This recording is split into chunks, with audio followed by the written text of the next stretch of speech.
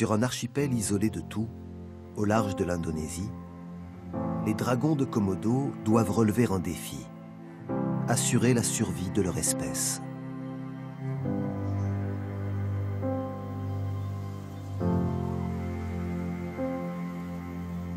Ce sont les plus grands lézards du monde. Dans l'univers inhospitalier où ils vivent, l'eau et la nourriture sont rares. Et pour une femelle, on compte 4 mâles en compétition. Ils doivent donc développer des stratégies de survie et de conquête inconnues ailleurs. La majorité d'entre eux vivent sur l'île de Rinca. Sculpté dans l'os et l'écaille, le dragon de Komodo est l'un des animaux les plus terrifiants du monde, mais aussi l'un des plus méconnus. En 1 minute, cet animal apparemment paisible va se transformer en un véritable bloc de colère.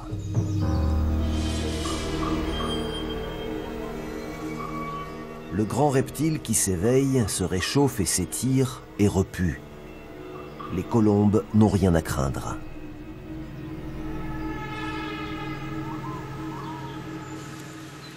Si, tel un char d'assaut, il part au combat, c'est parce qu'il est en rut, tout comme le rival qui vient à sa rencontre.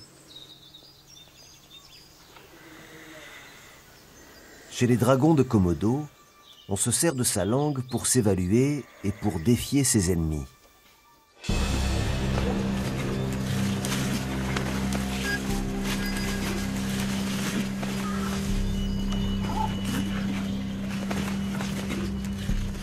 La technique de combat ressemble à celle du sumo. Il faut épuiser l'autre, le repousser, l'écraser. Le rival prend l'avantage. Le prétendant se fige sous sa masse.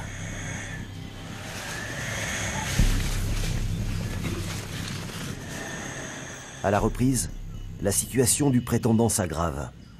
Il est pris à la gorge. Les 60 dents de son adversaire transpercent son cuir, véritable côte de maille renforcée de plaques osseuses.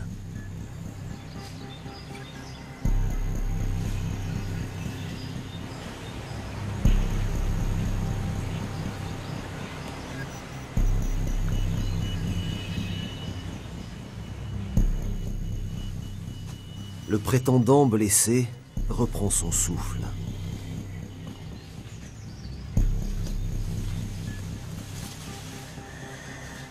Son adversaire, épuisé lui aussi, le laisse faire. Erreur fatale.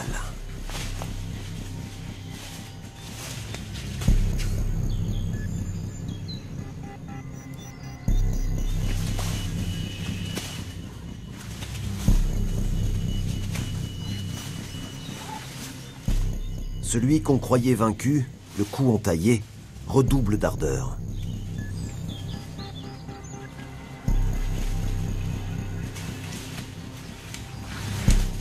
Il finit par l'emporter au moment même où la femelle qu'il convoite l'un et l'autre vient constater le résultat du combat.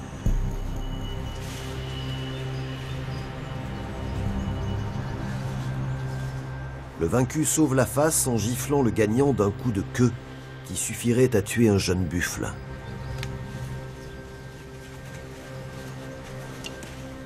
Le prétendant raccompagne le rival hors de son territoire. Il ne suffit pas de vaincre. La femelle résistera. La posséder prendra des semaines.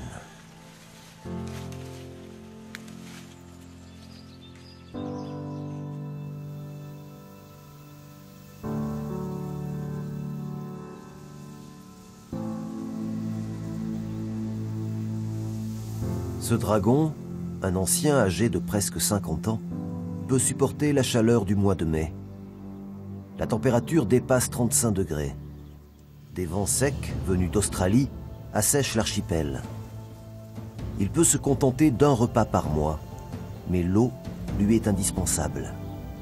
Or, l'eau potable devient rare. Il doit partir à la recherche de ce trésor.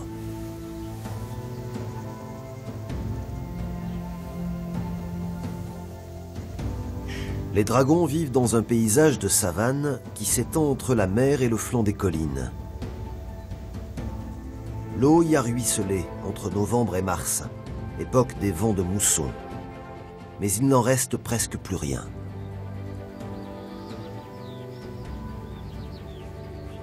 Son principal organe sensoriel, la langue, envoie un signal dans les fosses nasales.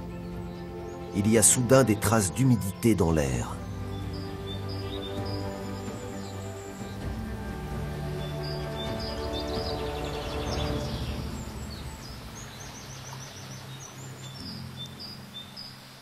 Un contre-signal arrive au cerveau. Cette eau, salée, n'est pas potable, même pour une espèce adaptée à l'un des environnements les plus rudes du monde.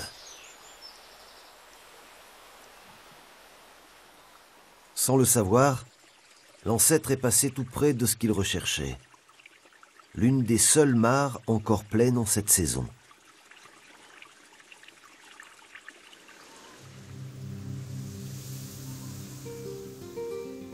Deux mâles se sont battus pour elle. La femelle sait qui l'a emportée. Elle ne se donnera à aucun autre que lui. Pourtant, pendant les quelques semaines qui se sont écoulées, elle n'a cessé de les conduire. L'accouplement ne peut avoir lieu qu'après ces simulacres de rejet. Alors qu'elle part à la rencontre de son prétendant, le rival se présente. Il n'a pas digéré sa défaite. Elle lui donne congé et le met en fuite.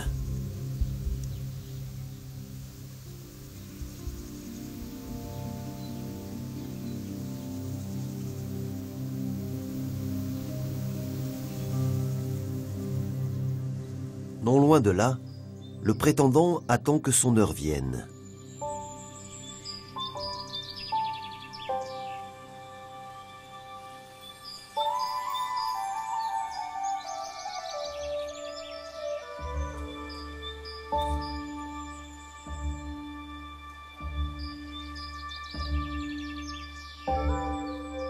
Les deux animaux se lèchent longuement. Le mâle se renseigne ainsi sur la disponibilité de la femelle. Ils vont copuler pendant les 5 ou 6 jours qui suivent.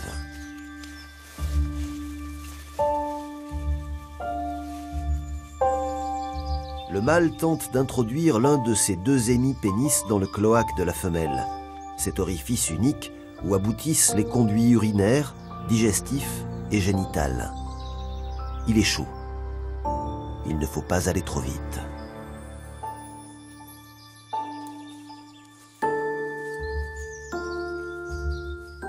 Les préliminaires reprennent. Il faut se frotter, se sentir, se lécher encore.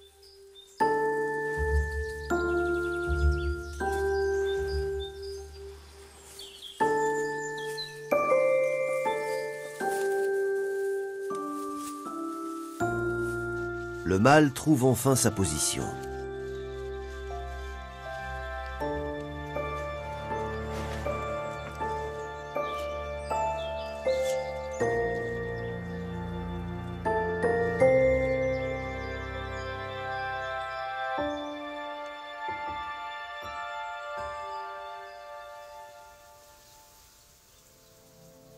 Sur le flanc des collines, dans cette zone entre savane et forêt où chassent les dragons, la sécheresse affecte les buffles. Ils ne peuvent se passer d'eau. Heureusement, les pluies de mousson qui ont précédé la saison sèche ont nourri les herbes. Le troupeau doit en profiter.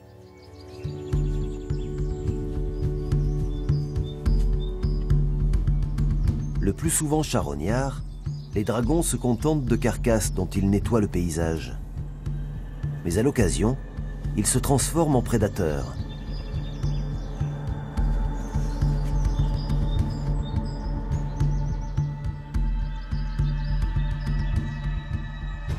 Ils jouent à Komodo le même rôle que les hyènes en Afrique.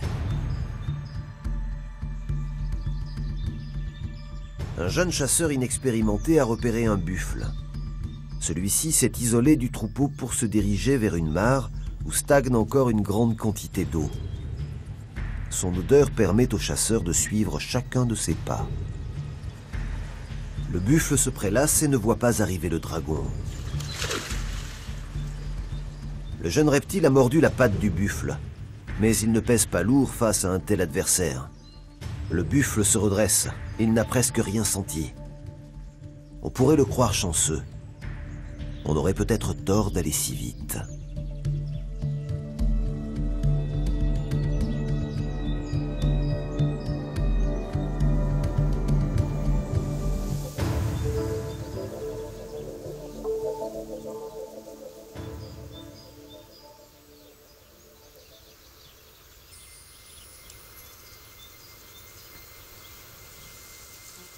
La famille du buffle l'attend. Il prend le temps de brouter encore un peu et finira par rejoindre les siens.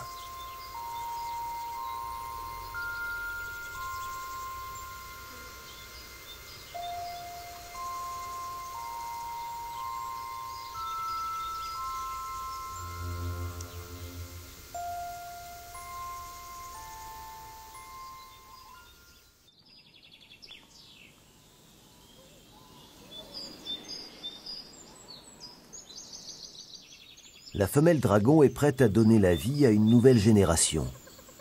Pour cela, elle se met en quête d'un nid.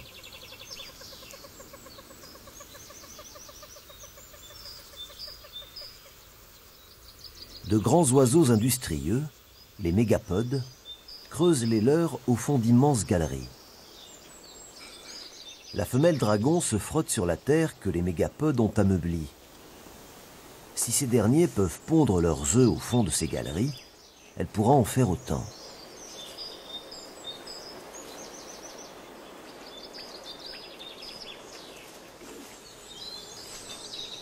Il suffit pour cela d'élargir un peu les accès et de se couler dans ces galeries où tout le corps s'enfonce sans rencontrer de résistance.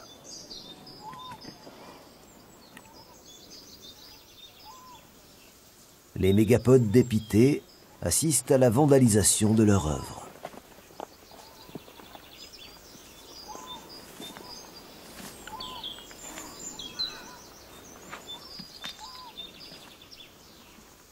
La femelle dragon n'est pas la première à vouloir squatter chez eux. Dans le recoin d'une galerie, un cobra s'est installé. L'irruption du dragon l'oblige à déménager le plus vite possible.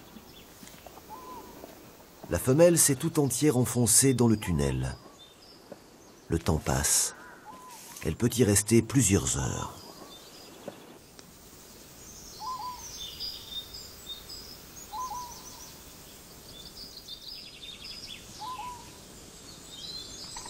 Les mégapodes bâtissent des nids gigantesques.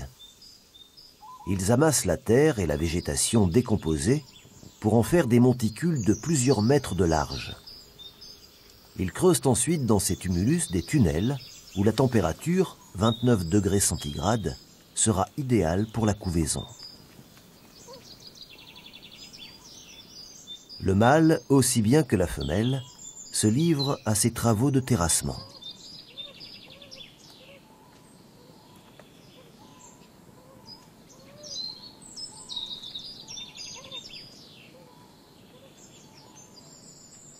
Les pieds de ces oiseaux sont de véritables pelleteuses, sans cesse en train de creuser. C'est pourquoi on les appelle mégapodes. Méga, géant, et pod, pied.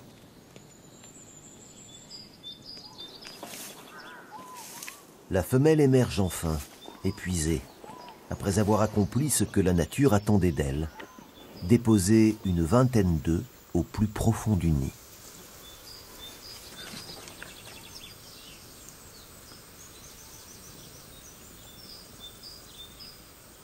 La femelle enregistre les informations olfactives qui lui permettront de localiser le point de ponte et y dépose sa marque.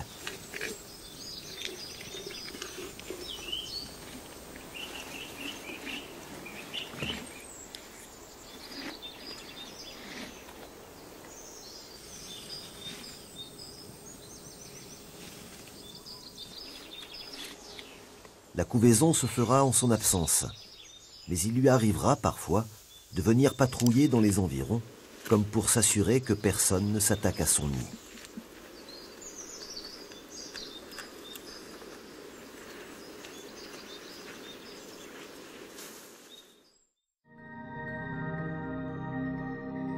Les œufs éclosent au bout d'environ 7 mois. Juste après leur naissance, les jeunes dragons doivent percer la terre pour parvenir à la surface. Beaucoup n'y parviendront pas. Des palmiers, tamariniers, talipos ou jujubiers hérissent la crête des collines. Difficile de le croire, mais chacun d'eux peut abriter une véritable nurserie. À peine nés, les bébés dragons de Komodo se précipitent vers ces arbres pour y grimper et s'abriter de leurs congénères adultes et cannibales. Là, le moindre creux, la moindre fissure de ces arbres morts leur sert de promontoire. Ils s'y installent et se nourrissent d'insectes, de petits lézards et plus tard, de jeunes oiseaux.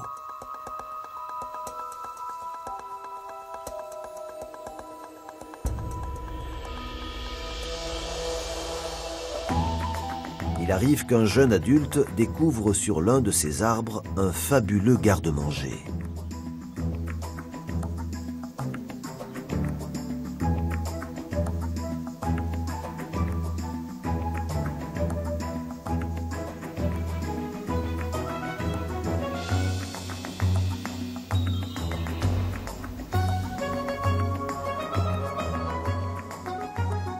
Le gourmand découvre alors que les jeunes dragons se sont installés à plus de 10 mètres, la hauteur précise qu'un adulte, même encore jeune, ne pourrait atteindre.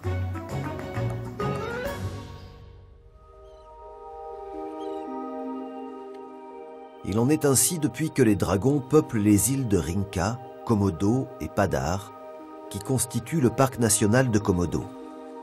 Ils y vivent depuis 70 millions d'années. Leurs ancêtres, des lézards géants, ont donné naissance à leur espèce quand l'abaissement du niveau des océans isola ces terres du reste du monde. Sous le regard du cerf de Java, le temps s'étire. De l'instant où un dragon mâle séduit une femelle à celui où éclosent les œufs, il peut s'écouler plus de 10 mois.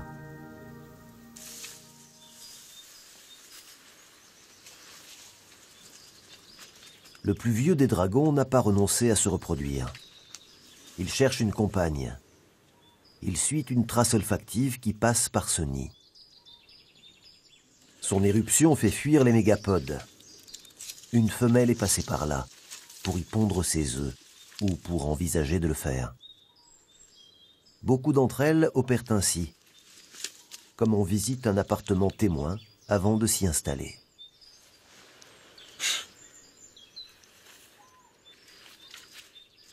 L'odeur est bien là, puissante et excitante. Le vieux mâle s'enfonce.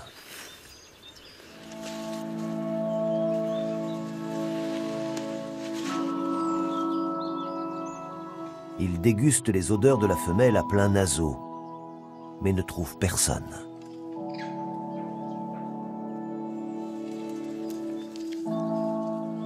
Le vieux mâle se décide enfin à chercher plus loin meilleure fortune.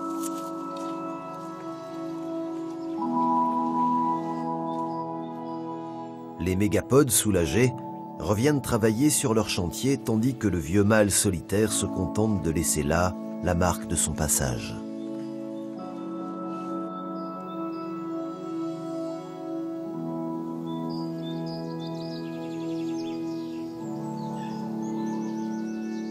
La vie des mégapodes est un éternel recommencement. Leur nid monumental, dévasté, doit être sans cesse reconstruit.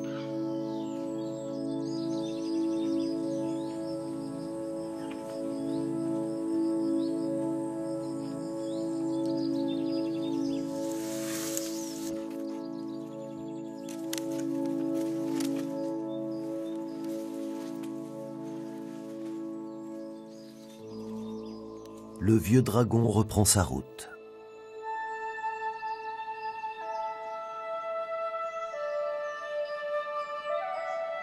Les cerfs de Java ne se rendent pas compte qu'un carnassier géant se tient à proximité.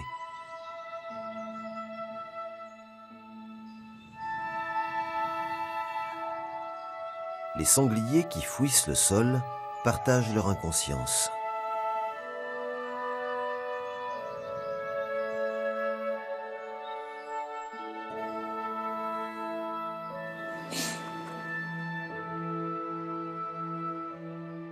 Mais ces animaux ne sont pas en danger.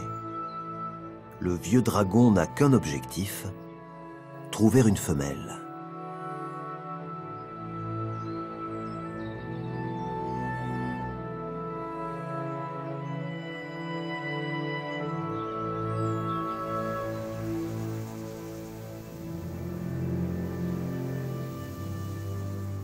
Il n'est pas le seul à vouloir procréer et diffuser ses gènes. Le jeune mâle n'accepte pas sa défaite.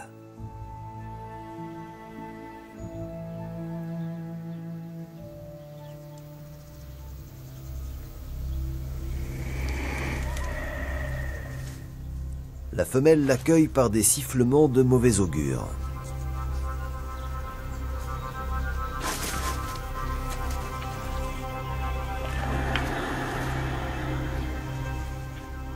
En présence du mâle dominant, ce qui en dit long sur sa confiance en la capacité de sa compagne de repousser l'assaut, le rival tente de s'accoupler.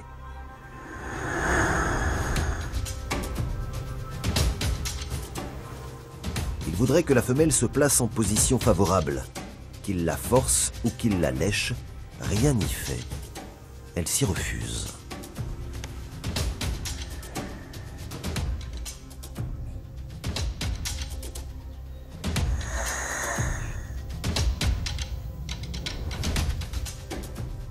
Dans la boue, l'écorce fuit, s'échappe, glisse.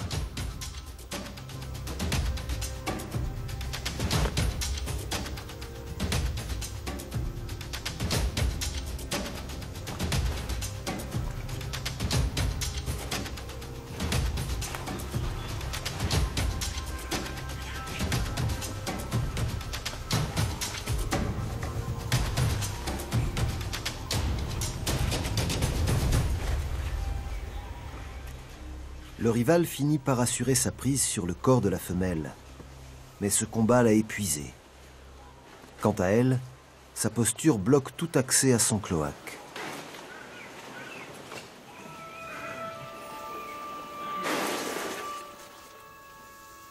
Du promontoire où il s'est placé, le mâle dominant constate qu'un événement rare chez les reptiles vient de se produire. Au moins pour la saison en cours, il formera avec cette femelle un couple monogame.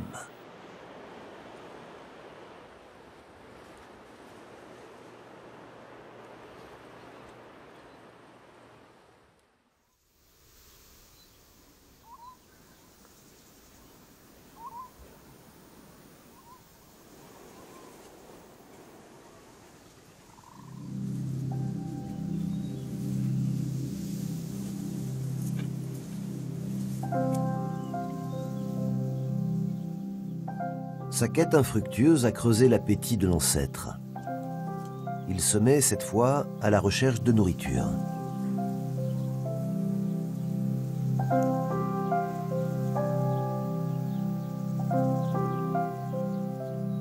Le buffle a trouvé une dernière mare encore en eau, alors que ses congénères cherchent en vain où s'abreuver. Un dragon l'a mordu à la patte. Depuis, le buffle affaibli a reçu une autre morsure, à l'arrière-train.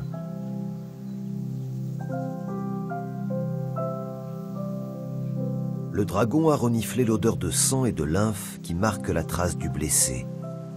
Il suit la piste.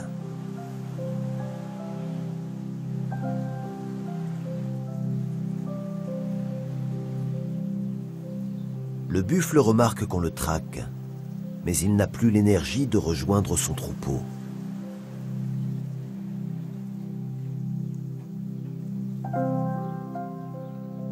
Le face-à-face ne débouche sur aucun drame. Le buffle est affaibli par le léger venin reçu des dragons lors des morsures. Mais il serait encore capable de briser la mâchoire d'un dragon d'un seul coup de sabot. Mieux vaut attendre.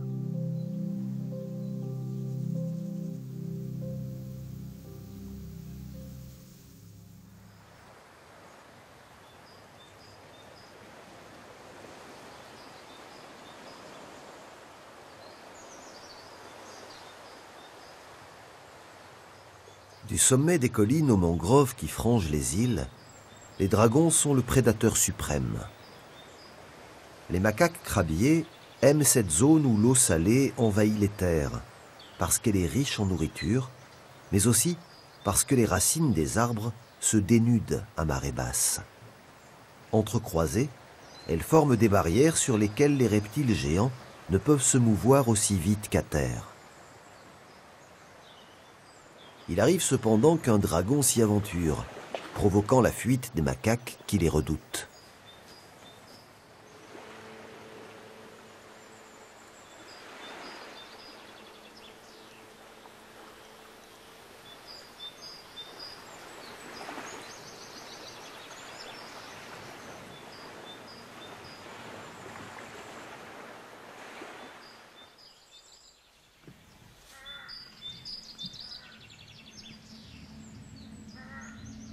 Comme tous leurs congénères, ces deux dragons mènent désormais leur vie séparément, tout en se retrouvant régulièrement pour la copulation.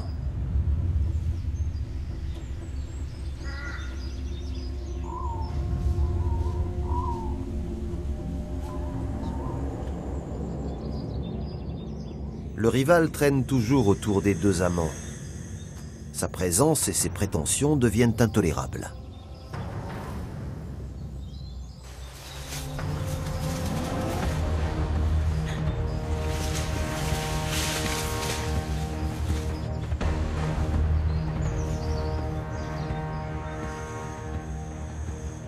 Chez les dragons, on ne négocie pas.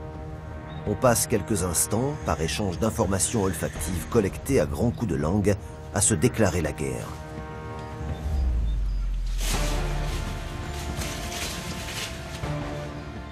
La femelle choisit un poste d'observation.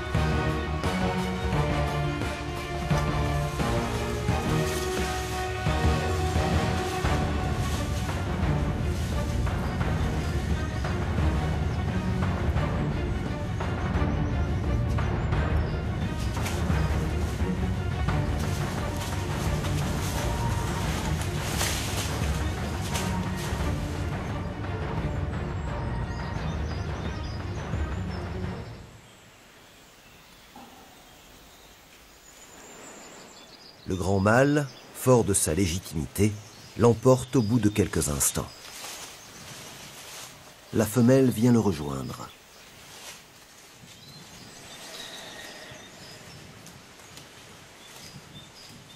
On pourrait croire la cause entendue, mais soudain,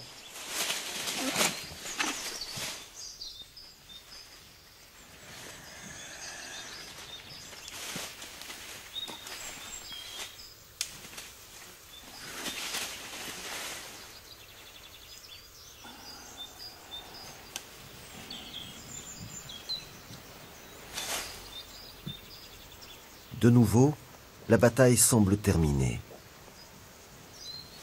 Et de nouveau, le vaincu rassemble ce qui lui reste de force.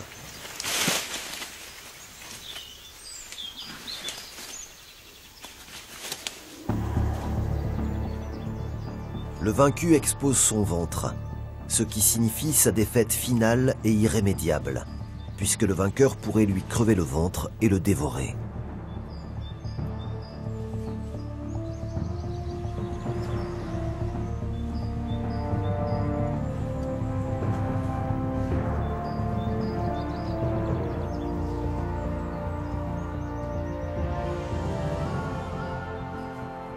Le vainqueur marque le corps de son opposant pour en faire définitivement son vassal.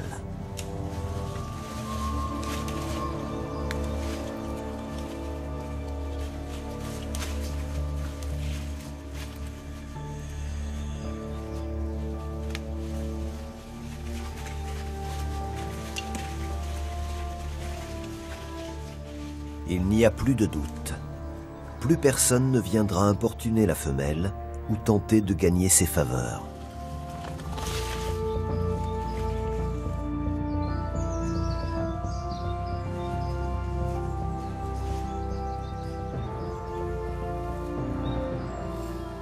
La lutte a laissé le gagnant pantelant et exténué. Du moins peut-il désormais dormir sans crainte de perdre sa position de mâle dominant.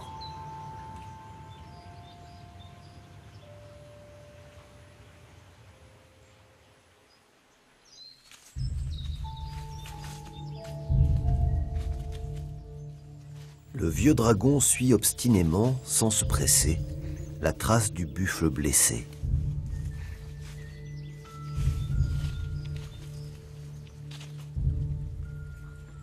Il s'arrête où la proie s'est arrêtée. Il tâte l'eau à laquelle elle a mêlé son sang. Le dragon n'utilise pas sa langue pour boire, mais pour analyser les éléments chimiques du liquide.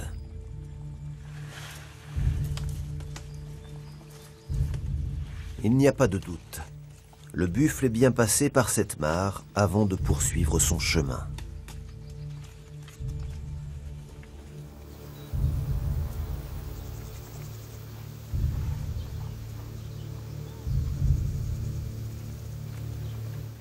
La longue traque continue.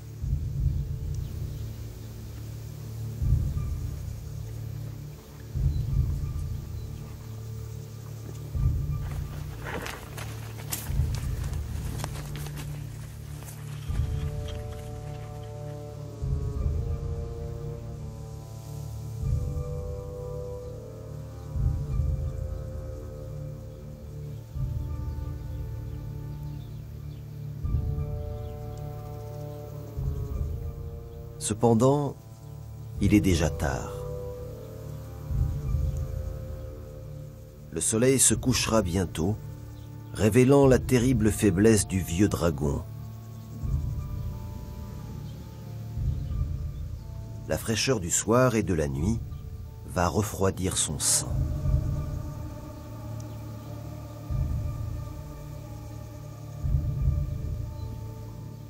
L'animal s'engourdira progressivement.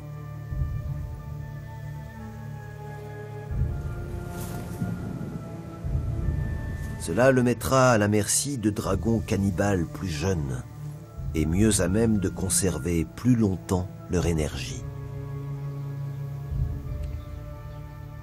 L'ancien ne veut pas s'offrir à eux. Il doit rapidement trouver un asile pour la nuit.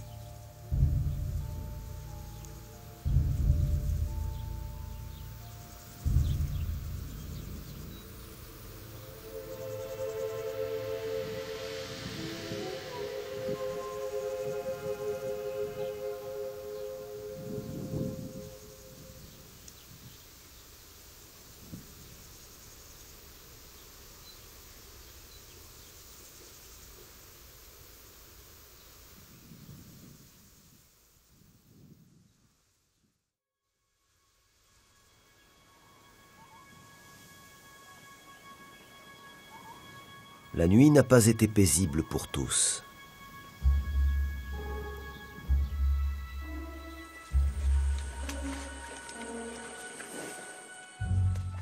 Le buffle blessé et incapable de rejoindre les siens a passé la nuit dans une autre mare où le vieux dragon vient s'enquérir de son état.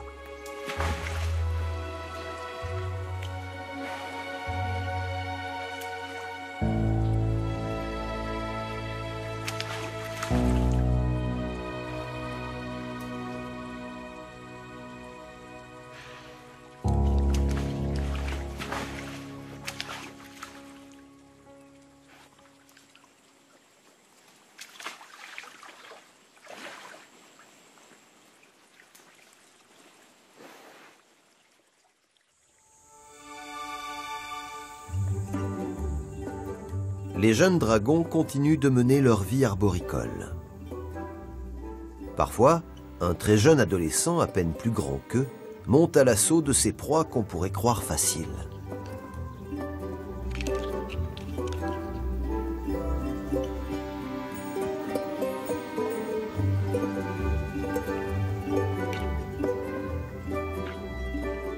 Les bébés dragons peuvent fournir à un animal de son âge et de sa taille jusqu'à 10% de son régime alimentaire. Encore faut-il avoir assez d'agilité pour monter plus haut. Toujours plus haut.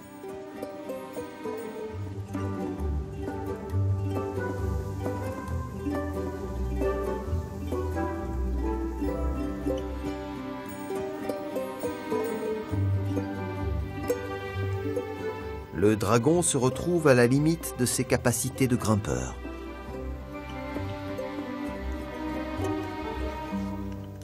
De leur promontoire, les plus jeunes narguent le piètre chasseur qui n'ira pas plus haut.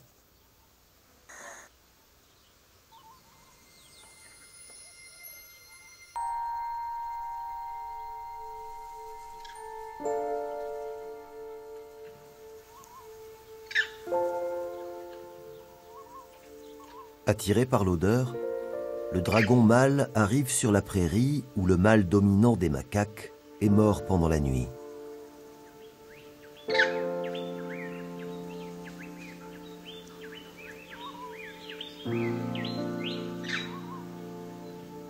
Il ne partage pas son butin avec sa femelle, mais le dévore en solitaire. Son but n'est pas, en traînant la dépouille sur le sol, de la mettre à l'abri de la convoitise d'autres dragons qui pourraient l'avoir sentie, même d'une distance d'environ 9 km. Il veut surtout la secouer pour lui arracher des morceaux de chair, car sa morsure est moins forte que celle d'un crocodile ou d'autres carnassiers.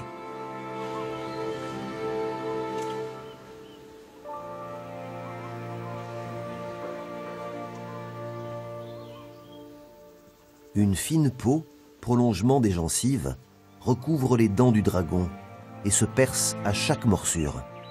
C'est la raison pour laquelle son propre sang se mêle à celui de la proie.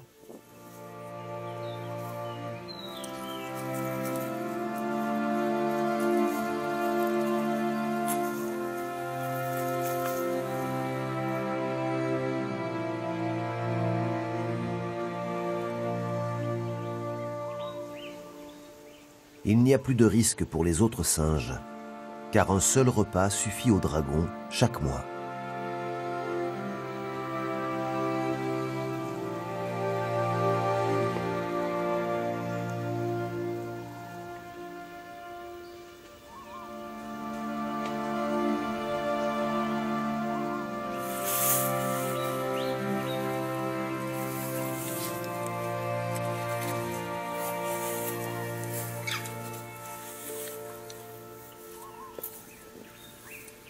Quand la digestion qui se fera au soleil pour stimuler les fonctions organiques s'achèvera, le dragon recrachera une boule blanche entourée de mucus contenant les résidus osseux de son repas.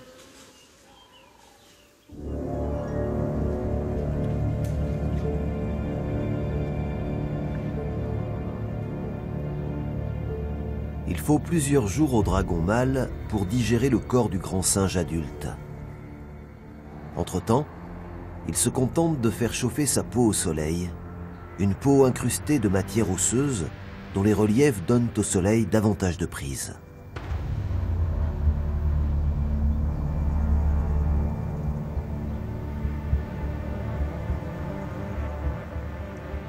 Les lointains ancêtres des dragons de Komodo pouvaient dévorer les éléphants nains qui peuplaient alors la région. Le processus de digestion n'a pas changé depuis.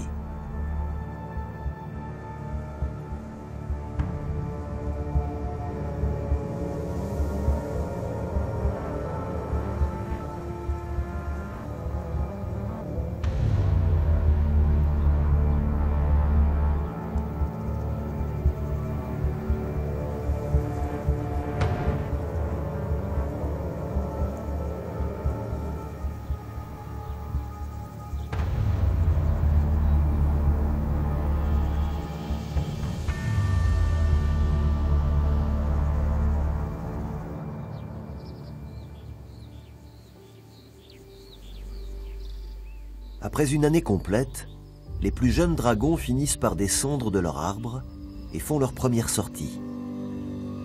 Ils se tiennent cependant sur des promontoires d'où l'arrivée d'un congénère affamé ne leur échapperait pas.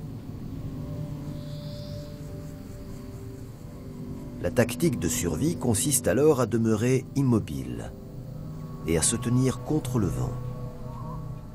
Le dragon est en effet un redoutable prédateur, mais il entend et voit mal. Seul son odorat peut le guider vers ses proies. On a longtemps cru que des bactéries présentes sur les gencives des dragons provoquaient chez les proies, quand ils les mordaient, une septicémie. L'infection leur permettait de suivre leur proie et d'attendre sa mort. Il n'en est rien. À Komodo, les proies vont instinctivement se réfugier dans des mares naturellement contaminées de microbes qui s'introduisent dans le corps par la voie que la morsure des dragons a ouverte. Quand la maladie a fait son chemin, quand la victime sent venir sa mort, les carnassiers arrivent. Ils ne sont pas forcément ceux qui, par leur morsure, ont provoqué l'agonie.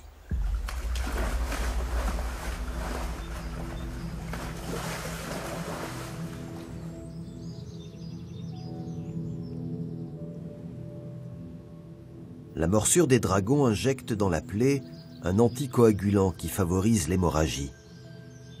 Un long processus se met ainsi en place. La morsure d'un seul dragon suffit à l'enclencher. Sur l'arrière du buffle, une deuxième plaie montre qu'il a été, voici quelques jours, attaqué par un second dragon. Il a ainsi perdu davantage de sang avant de se réfugier dans cette mare infestée de germes. Les dragons peuvent alors venir l'achever.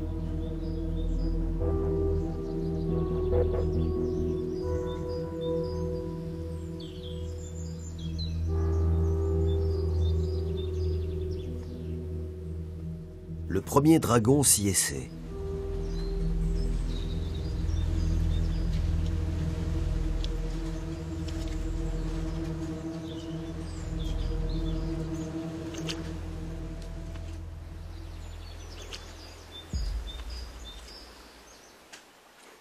C'est un animal expérimenté.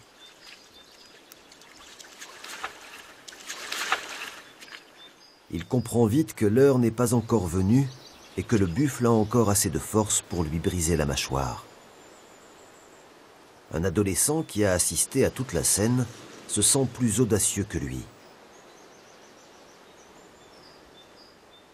Un très jeune dragon l'a devancé, qui n'en mène pas large.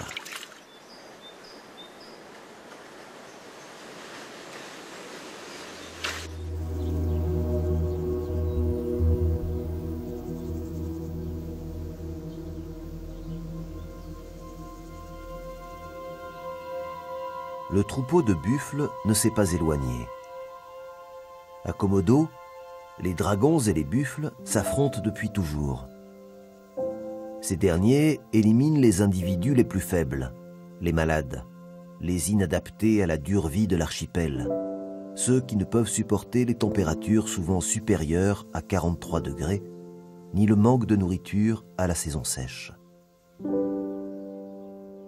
Les dragons ne laissent prospérer que les buffles les plus vigoureux. Ils assurent ainsi leur survie en tant qu'espèce.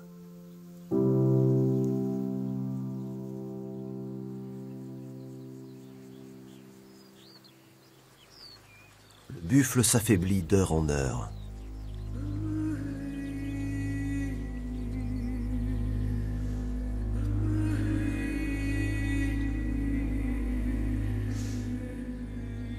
Un dragon l'approche et le mord à l'arrière-train. Il se laisse faire. C'est le signe que la fin est proche.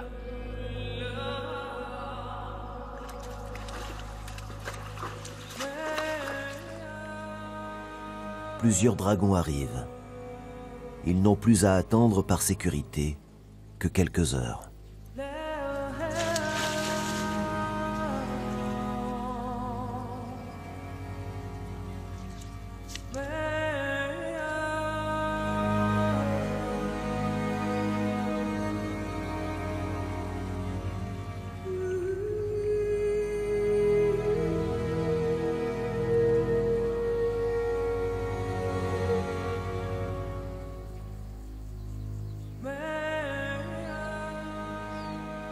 le plus vieux des dragons s'approche.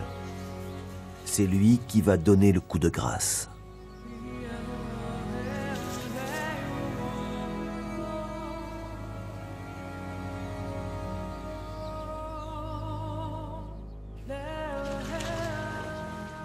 En quelques morsures, il tue le buffle.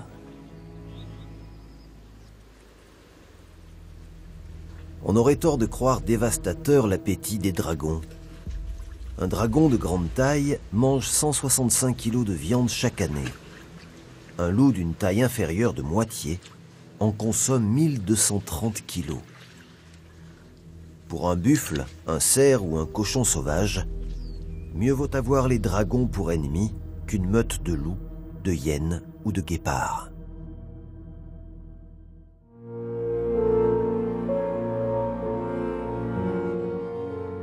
Un nouveau jour se lève. Des milliers de roussettes de Malaisie quittent leur résidence sur l'île voisine de Pulau Kalong. Ce sont les plus grosses chauves-souris du monde. Elles déferleront dans un instant sur l'île de Rinca, où 2 dragons se sont choisis, où le chef des macaques est mort et où un buffle épuisé a cessé de vivre.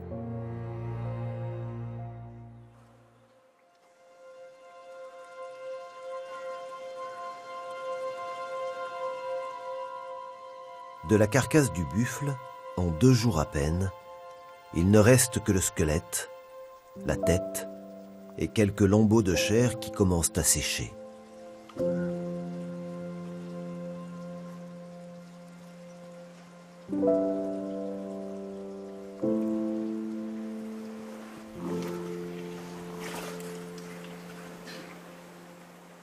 En charognards appliqués, les dragons ne laisseront rien perdre.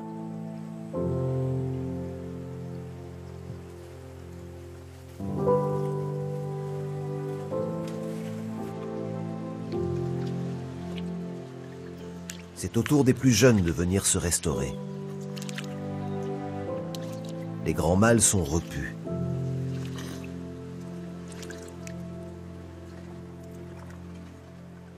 Les jeunes n'ont donc plus rien à craindre d'eux.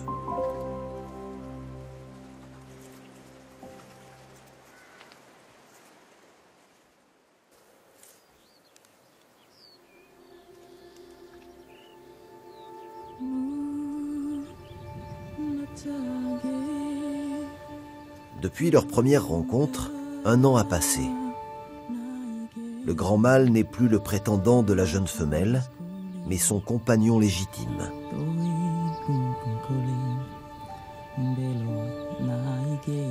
La plupart des dragons ne forment pas des couples monogames, mais ils ont décidé de prolonger leur union au-delà d'une saison. La monogamie est pourtant le mode relationnel le moins avantageux pour les espèces, puisqu'il limite le nombre d'accouplements et la dispersion des gènes. La raison pour laquelle certains dragons le choisissent reste un mystère.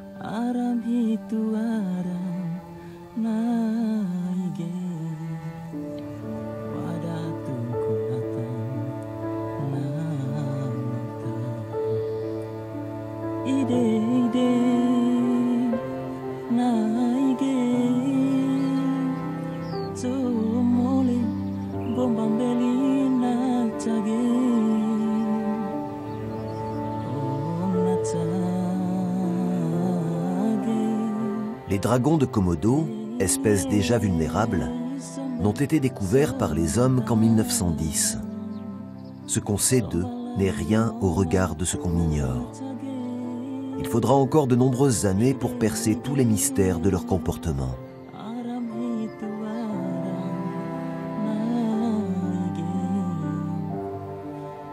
Leur isolement et la difficulté d'accès à leur territoire ont permis que les dragons de Komodo survivent. Leur solitude en tant qu'espèce est leur meilleure garantie de longévité. Pour l'instant, ils demeurent les maîtres de leur monde.